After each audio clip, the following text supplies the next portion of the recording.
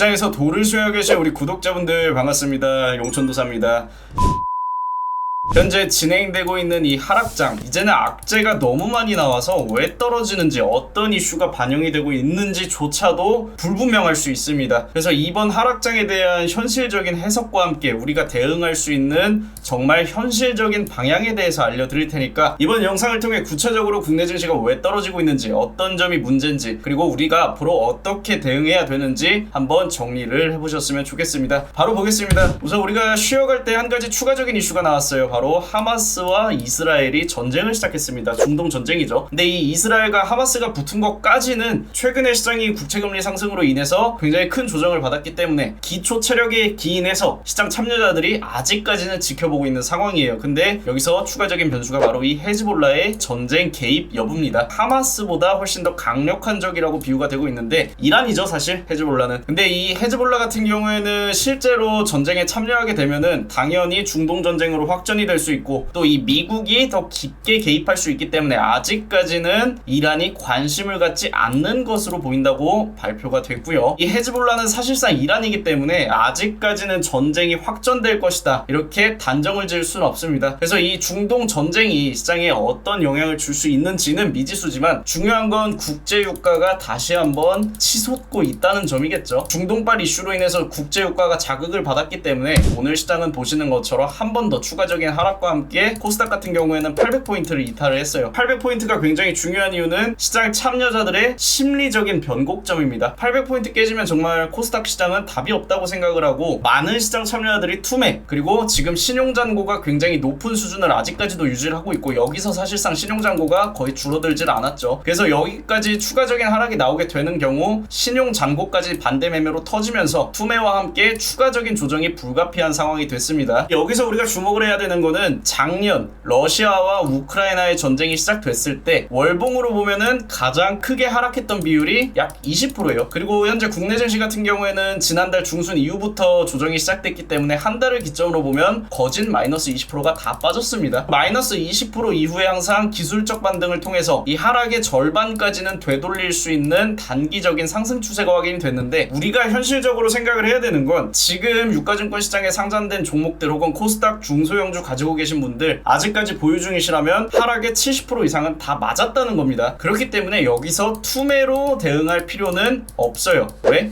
어차피 시장이 기술적 반등이 시작되면 전쟁 중에도 50%는 되돌렸으니까 여기서 830포인트 위까지 혹은 850포인트까지는 회복이 나올 가능성이 굉장히 높습니다. 그렇기 때문에 이렇게 회복할 때 첫 번째로 현금 비중을 최소 50% 이상 확보하는 게 중요하다고 생각을 할 수가 있고요. 두 번째로 봐야 되는 거는 연준 인사들이 비둘기파적으로 전환됐다는 점이에요. 실제로 연준 부의장 같은 경우에는 현재 국채금리 장기물이 오랜 시간 동안 높은 수준을 유지하고 있기 때문에 시장이 다소 가라앉고 있다는 해석을 내비쳤고, 연방준비은행 총재 같은 경우에는 장기 국채금리가 기간 프리미엄을 통해서 높은 수준을 오랜 시간 유지할수록 시장이 냉각하는 효과를 가져올 수 있다고 발표를 하고, 연준도 그에 동의하는 현상으로 사실상 올해 2023년 같은 경우에는 미국의 경기 침체를 염두해야 되기 때문에 추가적인 금리 인상이 제한될 가능성이 높습니다. 그래서 이 금리 혹은 긴축과 관련된 시장 불확실성은 어느 정도 해소가 됐고, 이거는 이제 중동 전쟁으로 인해서 국제유가가 상승하고, 국제유가의 상승은 결국에는 물가 상승으로 연결될 수 있기 때문에 연준이 한 번 더 특단의 대책을 내놨다고 생각을 할 수가 있는 거고요. 사실 이 모든 현상이 현재 중동 전쟁으로 인해서 맞물려서 나타나는 현상입니다. 그렇기 때문에 앞으로 연준이 금리를 추가적으로 인상하기 위해서 많은 고민을 할 수밖에 없어요. 전쟁도 낮고 보이지 않던 변수들이 계속해서 올라오고 있는 상황이기 때문에 앞으로 추가적인 금리 인상은 오히려 시장에 독이 될 수 있다는 판단을 내리게 된다면 시장은 불확실성 해소로 받아들이면서 보다 빠르게 반등 사이클을 그려갈 수 있다는 점까지 참고를 하시면 되고, 그럼 현재 시장에서 가장 크게 문제가 되는 점은 무엇이냐? 제가 지금 말씀드렸던 것처럼 아직까지 중동 전쟁은 글로벌 시장 참여자들이 관망을 하고 있기 때문에 미국 야간 선물 지수도 강보합 추세를 유지하고 있습니다. 일본 증시나 홍콩 지수 같은 경우에는 오히려 상승 마감에 성공을 했고요. 근데 국내 증시는 코스닥 지수가 거의 3%에 육박하죠, 마이너스가. 그 이유는 우리가 저번 영상에도 말씀을 드렸다시피 외국인 수급 수급의 부재예요. 외국인이 아직까지 국내 증시에 들어오고 있지 않습니다. 대형주는 당연히 일관적인 매도 포지션을 유지하고 있고 또 중소형주는 순매수로 집계가 되고 있는데 이 순매수조차도 절반 이상은 환매수, 공매도 대차장고를 갚기 위한 움직임이고 그 외에는 중소형주 내에서 추세가 크게 훼손된 종목들에 한해서 최소한의 저가 매수만 들어오고 있습니다. 근데 중동 전쟁으로 인해서 우리가 변수로 생각을 할 수 있는 건 바로 달러죠. 이 달러가 문제예요. 중동 전쟁이 정말로 확산되게 되는 경우에는 달러는 여기서 더 오를 겁니다. 왜냐? 달러는 안전자산이기 때문에. 실제로 전쟁이 났을 때 가장 먼저 오르는 게 첫 번째로 금이고 두 번째로 달러죠. 미국이라는 강대한 국가의 화폐는 결국에 안전자산으로 취급을 받을 수 있기 때문에 실제로 지정학적 리스크가 본격적으로 확산이 되었을 때 작년 우크라이나와 러시아 전쟁을 생각을 해본다면 그때 당시 달러가 제 기억으로 1440원까지 올랐었어요. 근데 오히려 현재 환율은 떨어졌습니다. 1300 중반대를 아직까지는 유지를 하고 있죠. 그래서 이 중동 전쟁으로 인해서 국제유가는 오를 수 있지만 이게 확전되지 않는 경우에는 달러는 큰 변동이 없다는 점, 그리고 이 달러가 진정되게 되면은 국내 증시에 충분히 저가 매수 메리트가 부각이 될 수 있는데 그 저가 매수 메리트를 본격적으로 부각시키기 위해서는 반도체 업종이 오늘 LG전자가 어닝 서프라이즈를 냈고 또 내일 예정된 삼성전자가 3분기 잠정 실적을 어떻게 보여주느냐가 관건이 될 수가 있고요. 이 외국인의 수급 부재가 지속되게 되는 경우에는 당연히 첫 번째로 먹을 종목이 없습니다. 국내 증시에 주도 업종이 대부분 쉬어가고 있기 때문에 외국인이 끌어올려줘야 추세를 만들고 개인 투자자가 붙어서 같이 수익을 낼 수 있는데 외국인의 수급 부재가 거의 20거래일 연속 지속이 되고 있기 때문에 먹을 종목이 없죠. 먹을 종목이 없다 보니까 두 번째로는 개인 투자자가 물립니다. 물리고 신용잔고는 아직까지는 높은 수준을 유지하고 있는 게 사실상 현실적으로 봤을 때 물려있는 종목들 홀딩하고 있는 거예요. 아직까지 반대 매매가 나오지 않았고 홀딩을 하고 있는 겁니다. 개인 투자자가 이렇게 추가 매수, 신용 매수 다 써가면서 홀딩을 하는데 시장이 아직까지 오르지 않기 때문에 세 번째 근본적인 원인, 유동성이 부족하게 되죠. 결국에는 외국인이 이 시장을 주도하지만 기관이 이 시장을 주도하지만 중요한 거는 개인 투자자 또한 굉장히 높은 비중을 담당하고 있는 시장 참여자입니다. 근데 개인 투자자가 다 물려있기 때문에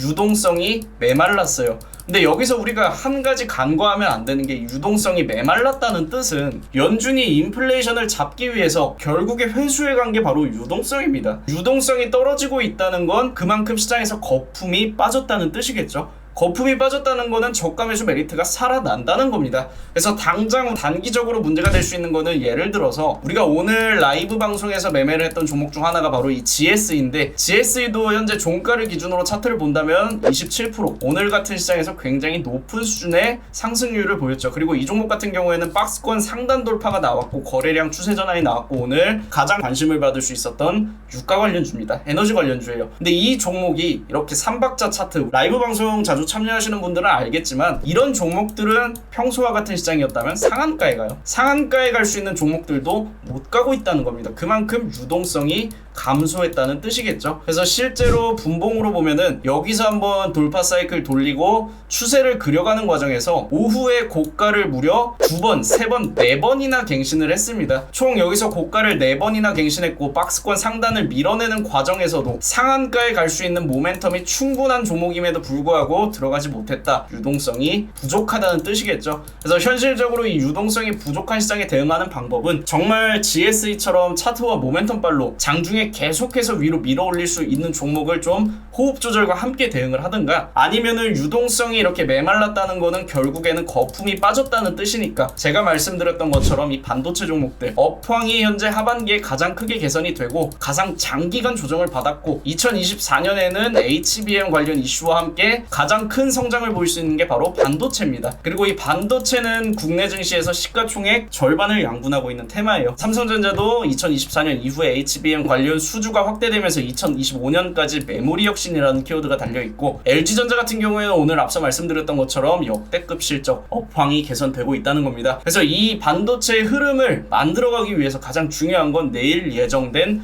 삼성전자의 잠정 실적이 가장 중요할 수 있다. 그래서 여러분들이 보셔야 되는 거는 내일 삼성전자의 잠정 실적이 좋게 나오느냐, 시장 기대치를 충족을 시켜줄 수 있느냐고요. 삼성전자의 3분기 잠정 실적이 시장 기대치를 충족시켜주는 경우에는 업황이 개선되고 있다는 확신을 투자자들이 얻을 수 있게 됩니다. 투자자는 당연히 개인뿐만 아니라 외국인까지 포함이 되겠죠. 외국인이 현재 국내 증시에 매수를 망설이고 있는 첫 번째 이유는 달러가 비싸서도 있지만 두 번째는 먹을 게 없다는 거예요. 근데 먹거리가 새롭게 제공이 된다? 외국인 반드시 돌아옵니다. 왜냐? 하락장에는 항상 외국인이 빠져나갔다가 결국에 시장 하락 이후에 반등이 나오기 마련이고 기술적 반등 이후에 추가적인 하락으로 연결이 되든 안 되든 간에 이 안에 분명히 먹을 자리가 존재한다는 거예요. 그래서 이 안에서 외국인의 수급 또한 존재한다는 뜻으로 받아들일 수가 있게 되는 겁니다. 그래서 정리를 해드리면 현실적으로 우리가 봤을 때 시장의 본격적인 반등을 예상하는 것은 그 누구도 불가능합니다. 연말 연초 반등이 나올 수 있고 당장 내일부터라도 반등이 나올 수 있어요. 근데 우리에게 현실적인 대응이라는 거는 시장이 어찌됐든 간에 작년 지정학적 리스크가 확산이 되고 인플레이션을 본격적으로 잡기 위해서 금리를 계속 높여가는 과정에서도 코스닥이 월봉으로 봤을 때는 20% 이상 빠지지 않았더라는 겁니다. 그래서 우리가 생각을 해야 되는 거는 이미 20% 가까이 빠진 코스닥 시장은 곧 기술적 반등이 나올 수 있고 기술적 반등 과정에서 우리가 이 하락을 보상받느냐 그게 아니라 현금 비중을 확보하라는 거예요. 현금 비중을 확보하고 나서 우리가 대응을 해야 되는 거는 결국에 시장 반등을 주도할 수 있는 이 주도 업종은 반도체 쪽에서 나올 가능성이 굉장히 유력하니까 외국인의 순매수가 복귀하는 시점에 맞춰서 반도체의 완성도 높은 포트폴리오를 구성한다면 결국 이 하락장 이겨낼 수 있습니다. 여러분들한테 그리고 저한테 그리고 우리 같이 하고 계신 모두한테 필요한 거는 결국에는 시간이에요. 시간을 필요로 합니다. 그리고 이 똑같은 시간 속에서 우리가 인내하고 기다리고 기술적 반등이 나올 때 결국에 어떻게 대응하느냐에 따라서 이 결과가 달라질 수 있으니까 우리가 올바른 결과, 건강한 결과를 만들어가기 위해서는 결국에는 올바른 시장 방향을 알아야 된다는 점 이번 영상을 통해서 정말 핵심적인 내용들만 정리를 해드렸으니까 여러분들이 한번 참고를 해보시고 내가 이 반도체보다 업황이 더 좋다고 판단되는 테마 혹은 2024년에 반도체보다 더 크게 성장할 수 있는 테마가 존재한다면 저한테 말씀을 해주셔도 좋습니다. 결단코 반도체보다 더 크게 성장할 수 있는 테마가 없어요. 있어봤자 2차전지였는데 2차전지는 한번 업황이 꺾이는 순간 주가의 하락 반영이 시작됐기 때문에 거품이 빠지고 있는 단계죠. 물론 2차전지도 결국에는 다시 한번 반등 사이클이 올 겁니다. 근데 마켓 타이밍상 2차전지보다 빠르게 반등이 올 수 있는 테마가 바로 반도체라는 거 꼭 명심하시고 이스라엘 중동 전쟁과 같이 시시각각 변하는 시황과 그리고 삼성전자의 어닝 실적을 포함해서 정말 지금 시장은 하락장임에도 불구하고 매일 시장 전망이 달라지고 매일 우리가 어떤 종목을 사야 될지도 달라지고 어떤 대응 전략을 가져가야 될지도 매일같이 달라지고 있어요. 그러니까 급변하는 시장 속에서 적응이 가장 중요합니다. 그리고 그 적응을 도와주는 거는 바로 제가 아침 8시 50분부터 10시까지 라이브 방송에서 여러분들이 가져가야 되는 내용과 정보들은 제가 꼭 준비를 해서 우리 라이브 방송에서 알려드리고 있으니까요. 미리 구독, 알람 설정 눌러 두셨다가 저와 함께 라이브 방송을 통해서 올바른 방향으로 대응하셨으면 좋겠습니다. 오늘 영상 여기서 마무리하고 내일 같은 시간에 만날게요.